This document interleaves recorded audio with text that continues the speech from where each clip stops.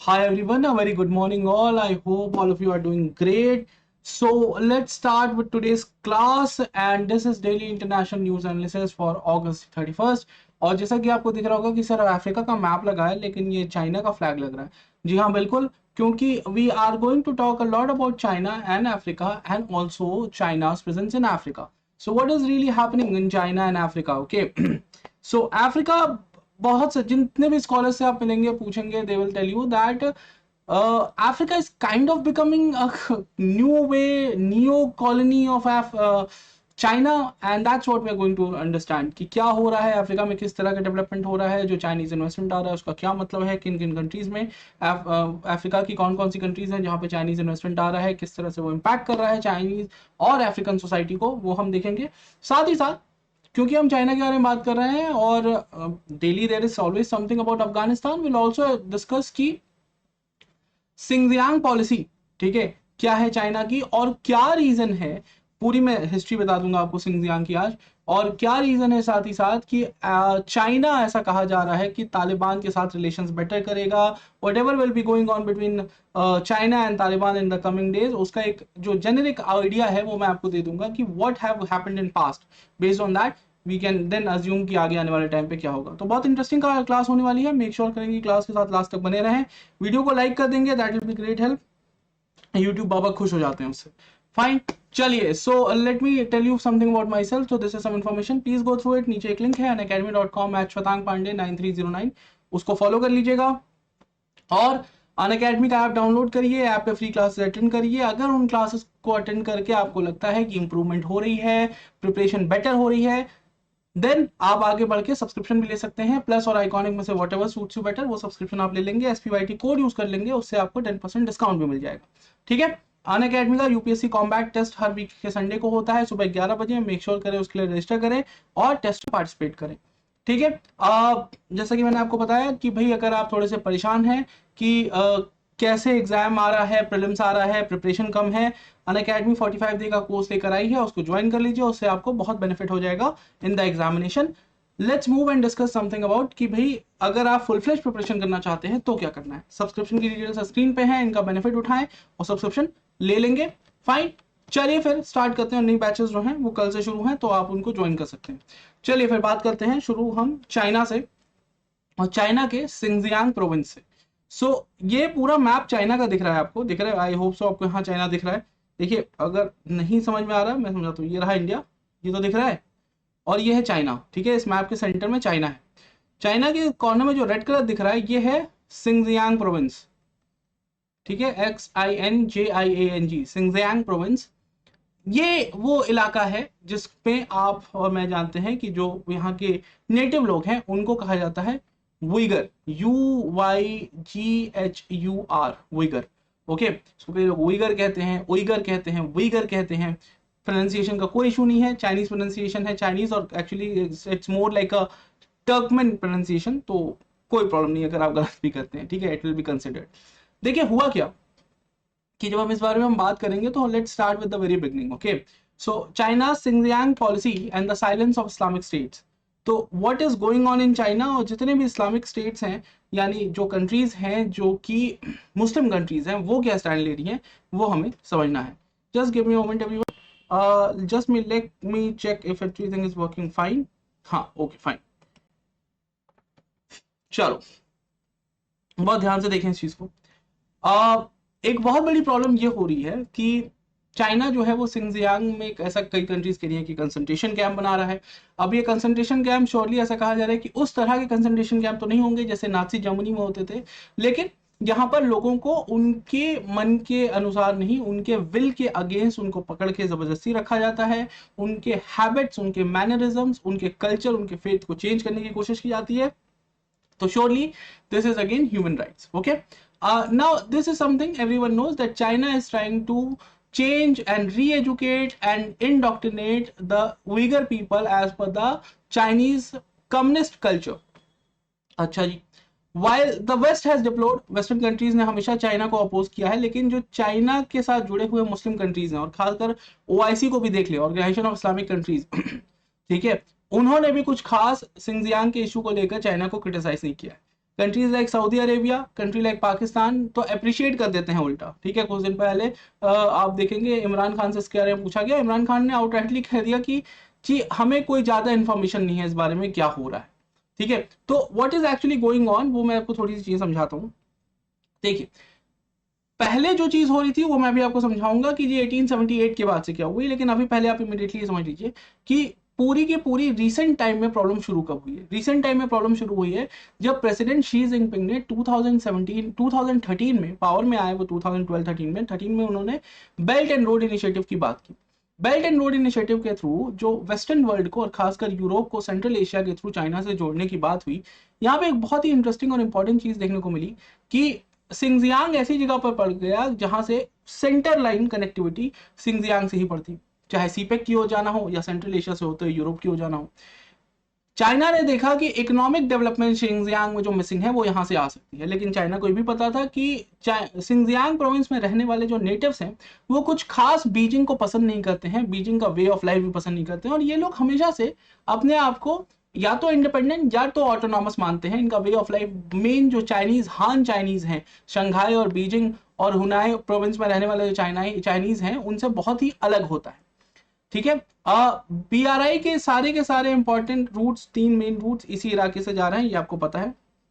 और इसकी वजह से चाइनीज गवर्नमेंट ने फाइनली डिसाइड किया that they have to resolve this issue 2014 में, and this needed to be noted down, ठीक है। अगर आप नोट कर रहे हैं तो प्लीज मेक श्योर कि इसके नोट्स बना लें तो आपके लिए बेनिफिशियल होगा। That in 2014 China came up with the initiative called as the strike hard campaign. Fine, हाँ, strike hard campaign. Under this campaign, Xi Jinping advocated that using the weapons of people democratic dictatorship without any hesitation or wavering. Now ये एक बहुत ही absurd बात है, India में ऐसी चीज का कोई स्पेस नहीं है डेमोक्रेटिक डिक्टेटरशिप, लेकिन that's what Xi Jinping has used कि भाई पीपल्स डेमोक्रेटिक डिक्टेटरशिप। अब उन्होंने पीपल का सपोर्ट जो है वो बीजिंग के साथ कह दिया, और इसके बाद ये कह दिया कि अगर क्योंकि मेजॉरिटी ऑफ चाइनीज पॉपुलेशन का सपोर्ट बीजिंग के साथ है और इसलिए अगर बीजिंग डिक्टेटरशिप भी इंपोज करेगा शिंगजियांग में तो that is acceptable and to disregard rights violation and against Muslim in the province. An estimated amount पहले था कि 1 million Muslims have been sent to detention camp just in 2014 और उसके पहले की ईयर्स में। That figure is somewhere around 1.2 million now. Beijing also has used the BRI to replicate its Xinjiang model of demographic changes, socio-economic exploitation of indigenous resources, surveillance method in Pakistan and Central Asia region में भी use होता है। यानी कि Beijing ने सिंगजियांग के इलाके में जो मेथडोलॉजी यूज की, इसका वापस से यूज उन्होंने पाकिस्तान में और सेंट्रल एशियन रिपब्लिक्स में भी किया है। यानी चाहे उज्बेकिस्तान में इन्वेस्टमेंट हो, तुर्कमेनिस्तान में इन्वेस्टमेंट हो, ये जो चाहे, और या फिर पाकिस्तान में इन्वेस्टमेंट हो, यहाँ भी बीजिंग ने ये सारी मेथोडोलॉजी धीरे धीरे यूज करना शुरू कर दी है। आपको पता ही होगा अब तक कि पाकिस्तान में एक नया क्रेज आ गया है कि भाई उर्दू और इंग्लिश सीखने के अलावा अब लोग वहाँ चाइनीज भी पढ़ रहे हैं, ठीक है। So all those is getting in and through that they are also getting in the spy services of Chinese state in Pakistan and same is happening in central Asia. लेकिन वो सेंट्रल एशिया और पाकिस्तान जाने से पहले सिंगजियांग एरिया में इनका impact देखने को मिला टिल 2017-18। अब तो चीजें इतनी फुल प्रूफ हो चुकी हैं सिंगजियांग में कि वेस्टर्न कंट्रीज उस पर क्वेश्चन भी उठा के कुछ खास कर नहीं पा रही है। खैर 2018-2019 का टाइम यानी कोविड के इमीडिएटली पहले अगर देखें, क्योंकि कोविड एक बार शुरू हो गया तो डोनाल्ड ट्रंप उसके अलावा ज्यादा कुछ कर नहीं पाए, लेकिन कोविड के इमीडिएटली पहले, ठीक है, डोनाल्ड ट्रंप ने एक लॉ इनेक्ट किया। US enacted a series of major जिसमें उन्होंने चाइनीज स्टेट को इकोनॉमिकल लॉस पहुंचाने का निश्चित किया। अब इसके लिए उन्होंने क्या किया, उन्होंने डिसीजन लिया कि सिंगजियांग प्रोविंस में जितने भी प्रोडक्ट्स बन रहे होंगे, ठीक है, को पता है वर्ल्ड की मैन्युफैक्चरिंग सेंटर है चाइना, तो चाइना में अलग अलग स्टेट्स में बहुत सारे मैन्युफैक्चरिंग हब होते हैं, मैन्युफैक्चरिंग सेंटर्स होते हैं, इंडस्ट्रीज होती हैं। ये मैन्युफैक्चरिंग इंडस्ट्रीज जो हैं वो अगर सिंगजियांग में होंगी तो यहाँ पे बनाया हुआ सामान यूनाइटेड स्टेट्स इंपोर्ट नहीं करेगा, एक्सेप्ट नहीं करेगा। और यूनाइटेड स्टेट्स ने यूरोपियन कंट्री से कहा कि आप भी इस बात पे ध्यान दें कि चाइना के किस हिस्से से सामान बना के आ रहा है आपके यहाँ, अगर वो सिंगजियांग से आ रहा है तो इंपोर्ट मत करिए, क्योंकि सिंगजियांग में चाइनीज गवर्नमेंट जो है वो लोगों से फोर्स्ड लेबर करा रही है, ठीक है, उनसे जबरन काम करा रही है, उनको पेमेंट नहीं कर रही है, या फिर जितना स्टैंडर्ड अमाउंट बनता है वो पेमेंट नहीं कर रही। और ये भी उन्होंने डिक्लेयर किया कि चाइनीज कम्युनिस्ट पार्टी CCP की जो पॉलिसीज हैं वो रिग्रेसिव हैं against Uyghurs, so much so that United States ने as a enacted law called the Chinese actions in Xinjiang equivalent to genocide. Genocide का मतलब यहां पर समझ लीजिए एक तरीके से, देखिए लोगों को मारना, लोगों की हत्या करना, मर्डर करना, किलिंग करना, ठीक है, अलग बात होती है। जेनोसाइड का मतलब होता है that you want to eradicate the genetic idea of someone or some culture or some kind of people, and that's why it's the worst kind of tragedy that can be done on a particular tribe of people, ठीक है, and that's why that is what western countries अब ये कह रही हैं। अच्छा, अब जब हम उइगर्स की बात कर रहे हैं तो मैं आपको उइगर्स मुस्लिम की एक बेसिक हिस्ट्री दे दूं, क्योंकि अभी मुझे आगे ये भी स्टैंड बताना है आपको कि मुस्लिम कंट्रीज का स्टैंड क्या है इस पूरे के पूरे इशू पे। सो उइगर मुस्लिम की एक बेसिक अंडरस्टैंडिंग यहाँ देख लीजिए, ब्रीफ हिस्ट्री। सिंगजियांग जो एरिया है ये पहले इनकी अपनी इंडिपेंडेंट एक रूल बना हुआ था, जैसे तिब्बत जो था वो अलग उनका रूल था, वहां पे दलाई लामा रूल करते थे, ऐसे सिंगजियांग की भी अलग एग्जिस्टेंस थी, इसका चाइना से कोई लेना देना नहीं था। 1878 में क्विंग डायनेस्टी को मिंग डायनेस्टी भी कहा जाता है, आपकी प्रोनाउंसिएशन पे डिपेंड करता है, वही डायनेस्टी जो 1911 तक चाइना में बनी हुई थी। सो क्विंग डायनेस्टी ने 1878 में अपनी पावर को एक्सटेंड करते हुए सिंगजियांग पे कब्जा कर लिया। अब अगली चीज क्या हुई, 1878 से 1911 तक क्विंग डायनेस्टी ने सिंगजियांग पे कंट्रोल कर लिया, लेकिन ये जो कंट्रोल था ये इफेक्टिव कंट्रोल नहीं था, ये उसी तरह का कंट्रोल था जैसा कि तिब्बत पे कंट्रोल था, कि अच्छा ठीक है वो हमारे ऑटोनॉमस हैं, वो कर रहे हैं, चला रहे हैं, ज्यादा इन्वॉल्वमेंट नहीं था। 1911 से 1949 तक, ठीक है, जब भी सुन यत सेन या चिंग काय शेक पावरफुल हुए, उन्होंने कोशिश की सिंगजियांग में अपना इफेक्टिव कंट्रोल बनाने की, लेकिन ये मौका ज्यादा आया नहीं, जब जापानीज इन्वॉल्वमेंट हो गया, वर्ल्ड वॉर हो गई, और इट वाज ऑब्वियसली अगेन सिंगजियांग के जो लोग हैं वो अपनी ऑटोनॉमी, अपने कल्चरल एसिमिलिटी बनाए रखने में सक्सेसफुल रहे। इट वाज ओनली इन 1949, ठीक है, at the time of the 1949 revolution Xinjiang was independent even, and some लोग people started calling it even East Turkistan republic, ठीक है। बहुत ध्यान से देखिएगा, 1949 के अक्टूबर महीने में जब सिविल वॉर खत्म हो रही थी चाइना में, और उसके बाद 1 अक्टूबर 1949 को Chinese country became the communist party of China के अंदर आ गया, वो चाइनीज कम्युनिस्ट कंट्री बन गया वो।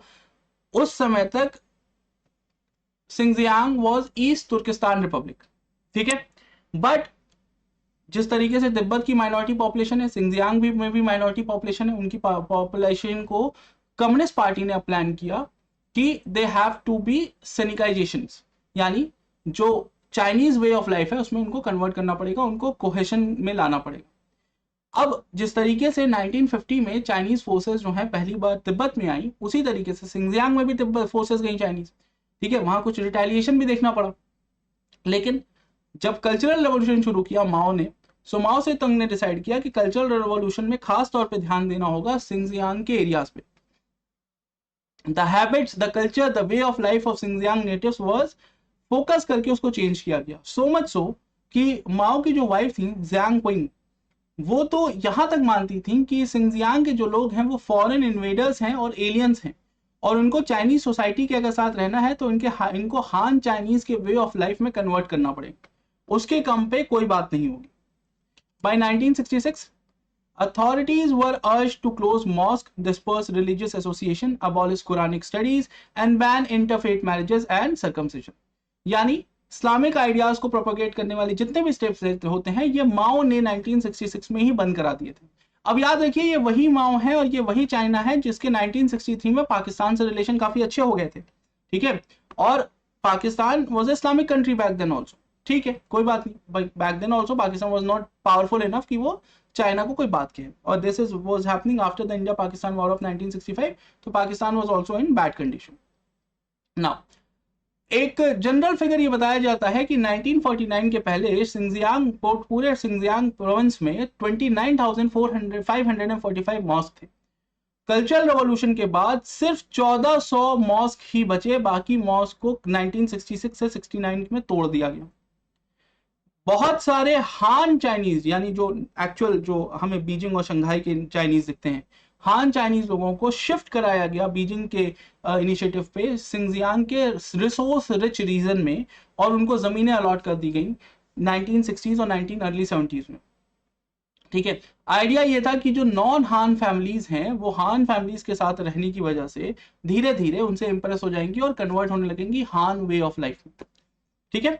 1949 के बाद एक चीज और देखी, that Han migration reduced the Uyghurs to a negligible minority because Han Chinese population काफी ज्यादा थी। There was a time that northern Xinjiang की जो मेन कैपिटल, नॉर्दर्न सिंजियांग, पूरे सिंजियांग की नहीं, सिर्फ नॉर्दर्न एरिया की जो मेन सबसे बड़ी शहर है जो कैपिटल मानी जाती है वहां की, उसके नाम है उरुमकी। उरुमकी में 73% हान चाइनीज रहने लगे, करामाई में 75% हान चाइनीज और शेहजी में 94% हान चाइनीज। और उइगर एक्चुअल जो उइगर ट्राइब के लोग हैं, जो उइगर एथनिसिटी के लोग थे, वो लोग विलेजेस की तरफ मूव करने लगे हान चाइनीज के से लाइफस्टाइल से बचने के लिए। सो सिंजियांग का डेमोग्राफिक चेंज हो गया बाय 1980 इटसेल्फ। ठीक है। Han population grew from 5% to 40%, while the Uyghur population reduced from 80% to 45.8%. ठीक है। तो आप देख रहे हैं कि किस तरीके से चाइना ने सिंजियांग की पूरी जो पॉपुलेशन पैटर्न है उसको ही कन्वर्ट कर दिया। ना रहेंगे उइगर लोग, ना मांगेंगे वो इंडिपेंडेंस। हमारे लोग रहेंगे तो इंडिपेंडेंस थोड़ी मांगेंगे। ठीक है। इट इज समथिंग जो इंडिया में भी कई बार सजेस्ट किया गया कि अच्छा अगर कश्मीर में बहुत इशू क्रिएट हो रहा है तो वाई नॉट जो मेनलैंड इंडिया के लोग हैं, जैसे कि states like MP, UP, Chhattisgarh, Bihar, इनसे कहा जाए कि आप कश्मीर शिफ्ट हो जाइए। लेकिन गवर्नमेंट ऑफ इंडिया ने इस तरह की कोई इनिशिएटिव नहीं ली, क्योंकि गवर्नमेंट ऑफ इंडिया अंडरस्टैंड्स कि कल्चरल हेरिटेज किसी की मेंटेन रहनी चाहिए। दिस इज ऑल्सो, अगर आप किसी की कल्चरल हेरिटेज को खराब कर रहे हैं तो that will also be considered कि आप उनके वे ऑफ लाइफ को हैम्पर करने की कोशिश कर रहे हैं। ठीक है। अब देखो 1982 में, देखो 1978 के बाद से ही कॉन्स्टिट्यूशन जो था चाइना का उसको थोड़ा थोड़ा चेंज किया जाने लगा, और 1982 आते आते चाइनीज कॉन्स्टिट्यूशन में आर्टिकल 36 डाला गया which allowed state to protect normal religious activities. ठीक है। सो बेसिकली हुआ क्या कि माओ की डेथ के बाद 1976 में माओ पास्ड अवे, एंड उसके बाद जब डेंग शाओपिंग के पास पावर आई, डेंग शाओपिंग वाज, जब सिंजियांग पे बात होती तो Deng Xiaoping was much more lenient. उनको बहुत ज्यादा इंपैक्ट नहीं पड़ता था कि अगर प्रोडक्टिविटी में कोई पार्टिसिपेट कर रहा है उसके कल्चरल एफिलिएशंस क्या है, उससे डेंग शाओपिंग को ज्यादा इंपैक्ट नहीं पड़ता।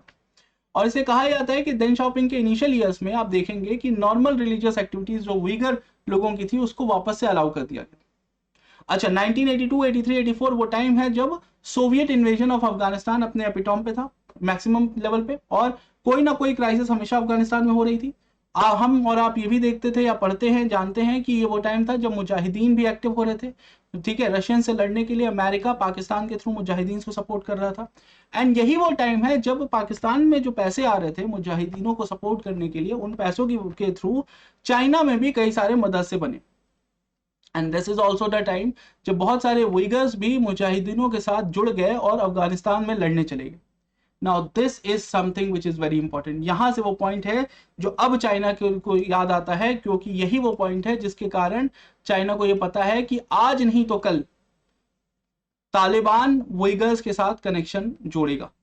उइगर्स join the mujahideen in Afghanistan to fight on the behalf of Northern Alliance और द तालिबान, बोथ साइड्स। ठीक है। And that's why there are forces in Xinjiang जो कि तालिबान से कनेक्शन रख सकती हैं। And that's why China instead की सिंजियांग की कोई मिलिटेंट ऑर्गेनाइजेशन इस्लामिक और जिहाद के नाम पर चाइना के अगेंस्ट स्टैंड ले और तालिबान से सपोर्ट ले, उससे पहले चाइनीज गवर्नमेंट खुद तालिबान से रिलेशंस डेवलप कर लेना चाहती है। तालिबान से उनका रिलेशन डेवलप करने का एक रीजन ये भी है कि तालिबान के साथ रिलेशन डेवलप करो, वहां अफगानिस्तान में इतना इन्वेस्टमेंट कर दो कि Taliban has no other option. Even अगर जिहाद की बात हो तब भी तालिबान यही कहे कि नहीं, बहुत पैसा आ रहा है चाइना से, हम किसी चाइनीज मिलिटेंसी को सपोर्ट नहीं करेंगे। But that's now how religion works, that's now how जो लोग रिलीजन के नाम पे जिहाद करने की बातें करते हैं उनको इससे फर्क नहीं पड़ता। वो वही करेंगे जो पाकिस्तान करता था अमेरिका के साथ, वही तालिबान करेगा चाइना के साथ। बेसिकली वो एक तरफ से चाइना से पैसे लेते रहेंगे और दूसरी तरफ से वही पैसे घुमाकर सिंजियांग में बैठे हुए उइगर्स को पैसे देते रहेंगे। So that is what is going to happen in Uyghur regions in the coming years. लेकिन अभी देखिए क्या हुआ, उइगर मुस्लिम्स ने अल्टीमेटली हिम्मत जुटा के 1980s आते आते स्टैंड लेना शुरू किया। 1980, 1981, 1985, 1987 चार बड़े प्रोटेस्ट हुए, ठीक है, उइगर मुस्लिम्स के against Chinese government, culminating into an incident in 1990 जो उसको बैरन इंसिडेंट कहते हैं, जहां पे उइगर्स ने लोकल गवर्नमेंट्स के अगेंस्ट प्रोटेस्ट किया और उसके बाद से बात हुई कि एक मास प्रोटेस्ट की जिस मास प्रोटेस्ट में हुआ, मास प्रोटेस्ट में बात हुई कि चाइनीज गवर्नमेंट की तरह अगेंस्ट अगर जरूरत पड़ेगी तो जिहाद भी किया जाएगा in the name of East Turkistan state. मैंने आपको बताया पहले, सबसे पहले 1949 में they had before Chinese communist party came in and controlled the area, they kind of developed the East Turkestan Republic. Now, Chinese government के जो सोर्सेस हैं उनके हिसाब से इस प्रोटेस्ट में सिंजियांग के लोगों ने अटैक किया लोकल पुलिस पे, और जिसमें 6 पुलिस वालों की डेथ हो गई, और and 15 demonstrators were also killed police के रीफायर में। ठीक है, अब इस पूरे इंसिडेंट के बाद अब चाइनीज गवर्नमेंट एक्टिव हो गई। चाइनीज गवर्नमेंट ने कहा कि अब कोई स्पेस नहीं देना है, ठीक है, क्योंकि ये वायलेंस की ओर मूव कर रहा है।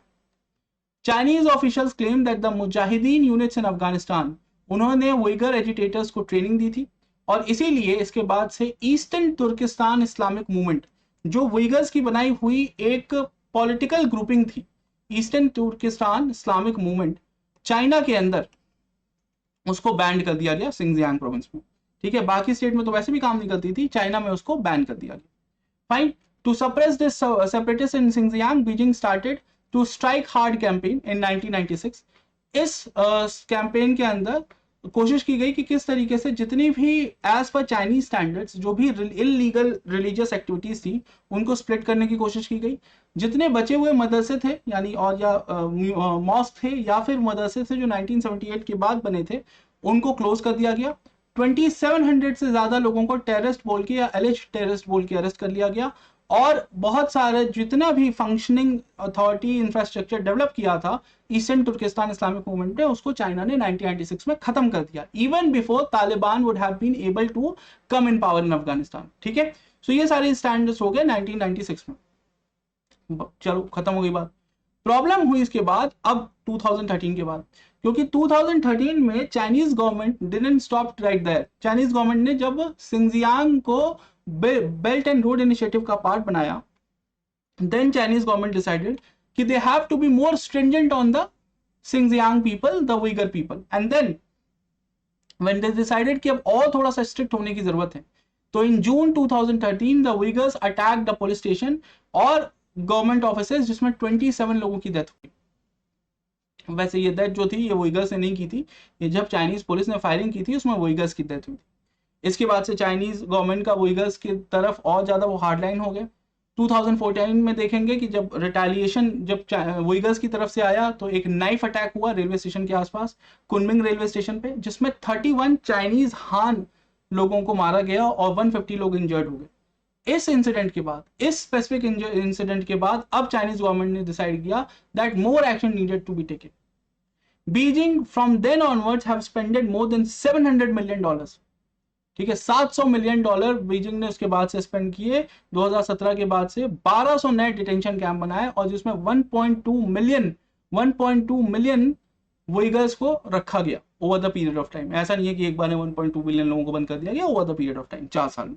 ठीक है, Muslims have been sent to for this detention camp for any reason, अजीब अजीब से रीजन। फीमेल हैं कोई, वो वेल पहनी है, अगर उनको बुर्का पहनना है, भाई एक्चुअल फ्रीडम क्या है कि अगर कोई अपने मन से बुर्का पहनना चाहता है तो आप उसको पहनने देंगे, अगर नहीं पहनना चाहता तो आप उसको नहीं पहनने में, कोई अगर पुश करेगा उनको पहनने के लिए तो हम उन्हें भी रोक देंगे। That is the actual freedom. यहाँ पर अगर किसी ने वेल पहना, आपने उसको डिटेंशन सेंटर भेज दिया। अगर किसी मर्द ने दाढ़ी बढ़ाई, आपने उसको डिटेंशन सेंटर भेज दिया। अगर किसी ने गवर्नमेंट की जो फैमिली प्लानिंग की स्कीम है, एक तो चाइनीज फैमिली प्लानिंग अजीब ही चल रही होती है। पहले बोल रहे थे कि भाई 1 बच्चा कर लो, अब कह रहे हैं कि नहीं 2 भी नहीं, अब तो 3 कर लो। ठीक है, तो वो चेंज करते रहते हैं, और फिर वो Uyghur से कह रहे हैं कि हम जैसे चेंज कर रहे हैं आप हमारी बात मानिए। पहले अगर किसी Uyghur को 2 बच्चे हो जा रहे थे तो उसको डिटेंशन कैंप भेज दे रहे थे, अब अगर कोई Uyghur कह रहा है कि नहीं उसको एक ही बच्चा करना है तो उसको डिटेंशन कैंप भेज रहे हैं। ठीक है, so these kind of things Chinese government is doing. Beijing has also resorted to DNA profiling, blood sampling, fingerprinting. अब ये वो हार्डकोर नाजी स्टाइल हो गया, जैसे नाजीज करते थे ना कि ज्यूज लोगों को के हाथ पे टैटू करा दिया, नंबर बारकोड दे दिए, वैसी चीजों पे आ गए हैं चाइनीज भी, कि लोगों की डीएनए प्रोफाइलिंग करके रख लो कि अगर कभी भाग भी जाए तो ढूंढने में आसानी हो।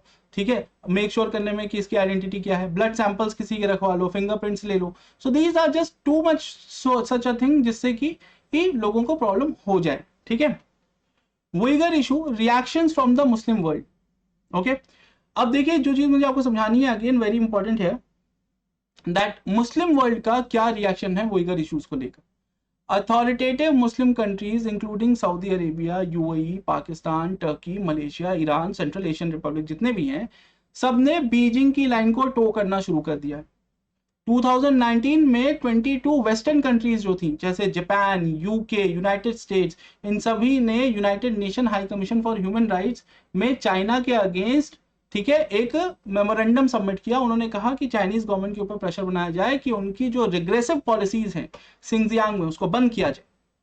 द फॉलोइंग डे 37, उसके अगले ही दिन, ऐसा लग रहा था जैसे चाइना ने रेडी करा के रखा है इन कंट्रीज को, उसके अगले ही दिन 37 मुस्लिम कंट्रीज, जिसमें Pakistan, UAE, Saudi Arabia, Qatar, Oman, Bahrain, Kuwait, Tajikistan, Egypt, Kyrgyzstan, इन सारी कंट्रीज ने मिलकर एक जॉइंट लेटर डाला जिसमें उन्होंने चाइना को कॉम्प्लीमेंट दिया, उनको कॉम्प्रीहेंड किया उनके काम को, और वो भी कौन से काम को, ऐसे उनके जेनरिक काम को नहीं, exactly the thing they are doing in सिंगजियांग।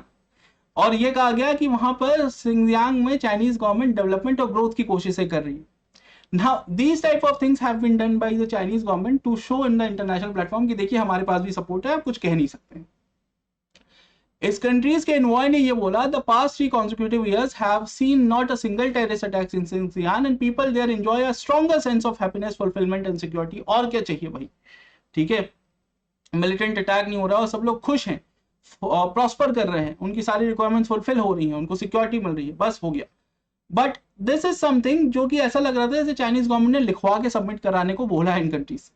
Okay, और ये वही कंट्रीज है जहां चाइनीज बहुत सारा इन्वेस्टमेंट। अब थोड़ी सी बात कर लेते हैं ऐसी कंट्रीज की, जैसे कि there is a country called as Turkey, जो कि they are again trying to reassert their capability into the Islamic world. So Turkish president जो है रेसिप तैयब अर्दोगन, उन्होंने 2019 में क्या कहा, he also took a very soft line. अब वो एग्जैक्टली पाकिस्तान के प्राइम मिनिस्टर की तरह तो नहीं बोला उन्होंने, कि पाकिस्तान के प्राइम मिनिस्टर ने इमरान खान ने तो ये बोल दिया था कि मुझे तो पता ही नहीं है क्या हो रहा है चाइना में। खैर अर्दोगान ने ये नहीं कहा, बट उन्होंने कहा कि नहीं, ये डिटेंशन सेंटर्स नहीं है, ये यहाँ पर लोगों को कुछ चीजें, वे ऑफ लाइफ इनकी बेटर करने की कोशिश की जा रही है, in the sense, in the way कि उनको नई टूल्स और ट्रिक्स सिखाई जा रही हैं फॉर ट्रेड, ठीक है, और कोई किसी को एक्सप्लॉइट नहीं कर रहा है। सऊदी अरेबिया के crown prince Mohammed bin Salman जब चाइना गए तो ही even endorse the Chinese Communist Party's Uyghur policies and said Beijing has right to carry out anti-terrorism and de-extremization work for its national security। यानी कि Saudi Arabia के crown Prince कह रहे हैं कि अगर चाइना को लगता है कि उनके यहाँ टेररिज्म बढ़ सकता है तो उनको वो सारे स्टेप्स लेने की परमिशन है जिससे उनके यहाँ एक्सट्रीमिज्म जो है वो कम हो। वो किसी भी तरह का एक्सट्रीमिज्म हो सकता है, इस केस में वो रिलीजियस। चलिए, सो स्टैंड से आपको समझ में आ जाएगा कि it is basically because of the economic capability of China these countries are not able to take a stand. ठीक है, तो उसमें मुझे कुछ ज्यादा बताने की जरूरत नहीं, मैं आपको ये बता दूं बस कि वो कौन कौन सी कंट्रीज हैं और वहां कितना कितना चाइनीज इन्वेस्टमेंट हो रखा है, उससे आपको चीजें खुद समझ में आ जाएगी। ठीक है, अगर आप देखें तो सऊदी अरेबिया में चाइना ने $14.9 बिलियन का इन्वेस्टमेंट कर रखा है, यूएई में चाइना ने $21.9 बिलियन का इन्वेस्टमेंट कर रखा है, ईरान में 13.6, इजिप्ट में 20 ऑलमोस्ट, अल्जीरिया में 8.24, पाकिस्तान में $62 बिलियन प्रपोज है सीपेक में, ये पैसे और बढ़ेंगे। चाइनीज पाकिस्तानी इंडियंस की तरह ही काम करते हैं। ठीक है, अगर 60 बिलियन का प्रोजेक्ट है तो by the time it will get over it will become 100 billion, तो वो पाकिस्तान में भी चाइना का ही इन्वेस्टमेंट है। टर्की में 3.6 बिलियन जो 2010 का फिगर है, तो अब तक ये 10 बिलियन के आसपास हो गया। तो you can get a random idea कि कितना ये वो सारी कंट्रीज हैं जो मुस्लिम बड़ी कंट्रीज हैं, important Muslim countries, and they will never take a stand because China has given them so much money. ठीक है, so this is basically going on in Xinjiang province. मैंने आपको रीजनिंग बता दी कि क्या हो रहा है, क्या हो सकता है, एंड वाई तालिबान के साथ चाइनीज गवर्नमेंट बात करने में इंटरेस्टेड है। चलिए, अब जो दूसरा सेक्शन है आज की क्लास का वो मैं आपको समझा दूं, China in Africa, the role of trade, investment and loan amidst shifting geopolitical ambition. ORF का काफी लंबा सा आर्टिकल था, मैंने आपके लिए शॉर्ट अप कर दिया है, इसको आप समझ लेंगे। सो बेसिकली एवरीवन नोज कि अफ्रीकन कॉन्टिनेंट में इन टोटल 54 कंट्रीज हैं, ऑलमोस्ट 54 की 54 कंट्रीज में चाइनीज इन्वेस्टमेंट है, लेकिन हम फोकस खाली उन कंट्रीज पे करेंगे जो कि अफ्रीका की इंपॉर्टेंट प्लेयर्स हैं आज की डेट में या इनकमिंग 10 ईयर्स, और वहां पे चाइनीज इन्वेस्टमेंट काफी ज्यादा है। ठीक है, तो पहले एक तो हम अफ्रीका और चाइना की थोड़ी सी हिस्टोरिकल अंडरस्टैंडिंग ले लेते हैं कि क्या हुआ अफ्रीका और चाइना के बीच में रिलेशन कैसे डेवलप हुआ। तो सबसे पहले देखो, अफ्रीका और चाइना के बीच में जो रिलेशन डेवलप हुए वो कोल्ड वॉर के बीच में हुए। आप सबने बैंडन कॉन्फ्रेंस का नाम सुना होगा, जिसको नेहरू जी ने भी अटेंड किया था, और it was a Asia Africa joint summit, सारी कंट्रीज आई थी, और यहाँ पर चाइनीज रिप्रेजेंटेटिव्स जो थे वो अफ्रीकन रिप्रेजेंटेटिव से मिले, खुल के बात हुई। एंड उसके बाद से आप देखते हैं कि माओ ने एक टर्म दिया, जो थर्ड वर्ल्ड, जो वर्ड आप सुनते हैं कई बार, से कहा जाता है माओ सेतुंग ने ही ये वर्ड डेवलप किया था। सो माओ सेतुंग ने ये कहा कि जो भी इकोनॉमिकली डेवलपिंग कंट्रीज हैं, जो पीस और स्टेबिलिटी मेंटेन करना चाहती हैं, जो वेस्टर्न कंट्रीज से भी डीकॉलोनाइज हुई हैं, इन सारी कंट्रीज को मिलकर एक साथ काम करना चाहिए। हम सब थर्ड वर्ल्ड कंट्री हैं और हम सबको मिलकर एक दूसरे को डेवलपमेंट में हेल्प करनी चाहिए। बड़ी अच्छी बात है, उस समय तो इंडिया भी साथ में था। लेकिन आगे हुआ क्या? हम मेन जब बात करते हैं Chinese economic relations with Africa, तो it all started in like 1970s में भी आपको एक दो केसेस मिल जाएंगे जहां पे चाइना ने अफ्रीकन कंट्रीज में बहुत सारे चीजों को फंड किया, बहुत सारे इनिशिएटिव, रेलवे ट्रैक्स को फंड किया। लेकिन ये स्पेसिफिक कंट्रीज में था और ये स्पेसिफिक फंड्स थे। जो बड़े लेवल पे काम शुरू हुआ वो 1980s 1990s में हुआ और 2000 के बाद तो एक्सटेंसिव लेवल पे, ठीक है, अब ऑलमोस्ट सारे की सारी कंट्रीज में, अफ्रीकन कंट्रीज में चाइनीज प्रेजेंस है, ठीक है। So in last few years we have seen, और basically in last 1 decade we have seen that China has emerged as the Africa's biggest bilateral trading partner, ठीक है। Africa में ऐसा कोई बड़ा शहर नहीं है जहां पे आपको चाइनीज प्रेजेंस एक्सटेंसिव ना मिले। इस समय ऐसा कहा जाता है कि अफ्रीका में 1000 से ऊपर चाइनीज कंपनीज काम कर रही हैं और 1 मिलियन यानी 10 लाख से अधिक चाइनीज अलग अलग पोजीशन में अफ्रीकन कंट्रीज में चाइनीज कंपनीज के अंदर ही काम कर रहे हैं। तो इससे आप इन्फ्लुएंस उनका वहां समझ सकते हैं कितना ज्यादा होगा। बहुत सारी कंपनीज इसमें से ऐसी हैं जो प्राइवेटली ओन्ड भी हैं, चाइनीज कंपनी, क्योंकि पहले ये कहा जाता था कि चाइना का सारा इन्वेस्टमेंट गवर्नमेंट की तरफ से आ रहा है, लेकिन अब जरूरी नहीं है। There are companies like Alibaba जो कि चाइना से ज्यादा अफ्रीका में इन्वेस्टमेंट पे ध्यान दे रही थी, ठीक है। अगर जैक मा अरेस्ट नहीं हुए होते तो आपको पता है अफ्रीका में एक there was a competition also, TV के लिए कंपटीशन था, उसमें भी जैक मा जज बन के पहुंच जाते थे। तो all those things were there, ठीक है। अब कुछ वैल्यूज, फिगर्स, फैक्ट्स की बात कर लेते हैं। Chinese exports to Africa amounted to $113 billion in 2019। ये कोविड के पहले के सारे फिगर्स हैं, कोविड के बाद के फिगर्स अभी रिलीज नहीं हो पाए हैं, और वैसे भी वो value in the long term देखने के लिए नहीं होगी, क्योंकि वो स्पेसिफिक रीजन की वजह से 2020 की जो वैल्यूज हैं वो अलग होंगी, ठीक है। इनकरेक्ट तो नहीं कह सकते बिकॉज दैट्स अ रियलिटी, लेकिन वो वैल्यूज अलग होंगी, उनको आपको जो रिग्रेशन का पैटर्न होगा उसमें यूज नहीं करना चाहिए, ठीक है। खैर 2019 तक अगर देखा जाए तो 2018-19 फाइनेंशियल ईयर में $113 बिलियन के इंपोर्ट किया अफ्रीकन कंट्रीज ने चाइना से, यानी चाइना से $113 बिलियन का सामान मंगवाया सारी अफ्रीकन कंट्रीज ने मिलकर। इन रिटर्न चाइनीज कंपनीज ने या चाइनीज लोगों ने $78 बिलियन का सामान मंगाया अफ्रीकन कंट्रीज से। The volume have been steadily increasing for the past 16 years, और आप सिचुएशन देख सकते हैं, एक साल एक्सेप्शनल इंपोर्ट हुआ, दैट वाज 2015, लेकिन उसके अलावा, लेकिन अगर आप तो फिर भी देखेंगे तो billions and billions of dollar में इंपोर्ट एक्सपोर्ट हो रहा है। इंपोर्ट एक्सपोर्ट दोनों वैल्यूज को मिला लेंगे तो it will somewhere around 200 billion, और जिसमें से 60% जो है वो इंपोर्ट टू अफ्रीका है। यानी ऑल्दो ऐसा बोला जाता है कि जो बड़ी कंट्री है वो ज्यादा एक्सपोर्ट करेगी, सॉरी ज्यादा इंपोर्ट करेगी क्योंकि उनकी खपत ज्यादा होगी, लेकिन यहाँ पे देखा जा रहा है कि China which is a major power is also the bigger exporter, ठीक है। सो चाइना इज बेसिकली बड़ी पावर है, इंडस्ट्रीज भी उन्हीं के पास है, लेकिन उनकी खपत कम है, और अफ्रीका की खपत ज्यादा है, चाइना से सामान मंगा रहे हैं वो। सो इससे लॉन्ग टर्म में चाइना से ज्यादा अफ्रीका का नुकसान ही होगा। चलिए, ये तो बेसिक आइडिया हो। इसके अलावा कुछ हम चार्ट्स देख लेते हैं, जैसे कि चाइना की जो लार्जेस्ट एक्सपोर्ट मार्केट है अफ्रीका है वो कौन कौन सा है। तो चाइना का जो सबसे बड़ा एक्सपोर्ट मार्केट है, यानी वो कंट्री जहां पर चाइना सबसे ज्यादा सामान एक्सपोर्ट करती है, वो है साउथ अफ्रीका। और अफ्रीका में परसेंटेज अगर आप देखा जाए तो percentage of Chinese export to Africa, मतलब अगर 100 रुपए का सामान चाइना अफ्रीका में भेजता है तो उसमें से 14.5 रुपए का सामान वो साउथ अफ्रीका में भेजता है। इसी तरीके से उसके बहुत ही करीब है Nigeria, almost same value, Egypt, then Algeria, Kenya and Ghana, okay. So पूरे अफ्रीका में जितना भी सामान इंपोर्ट किया जाता है चाइना से, उसका 54-55% सिर्फ इन 6 कंट्रीज में ही किया जाता है। इसके अलावा अगर आप देखेंगे चाइना का जो की इंपोर्ट है, यानी वो सामान, वो कंट्रीज जहां से सामान चाइना मंगाती है, तो आप देखेंगे उसमें सबसे ऊपर है Angola, South Africa, Republic of Congo, DRC, Libya and Gabon. इससे आपको पता ही चलता है कि अंगोला से जब भी आप इंपोर्ट की बात करते हैं तो Angola is pretty famous for raw material export, ठीक है। और इंपोर्ट हो रहा है नाइजीरिया और साउथ अफ्रीका में।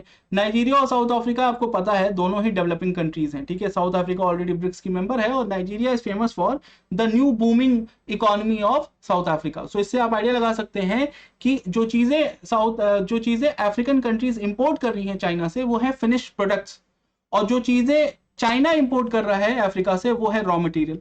और ये तो आपको कॉलोनियल पास्ट, कॉलोनियल हिस्ट्री के अंडरस्टैंडिंग से पता है कि वो कंट्री जो फिनिश प्रोडक्ट एक्सपोर्ट करती है और रॉ मटेरियल इंपोर्ट करती है वही पावरफुल होती है।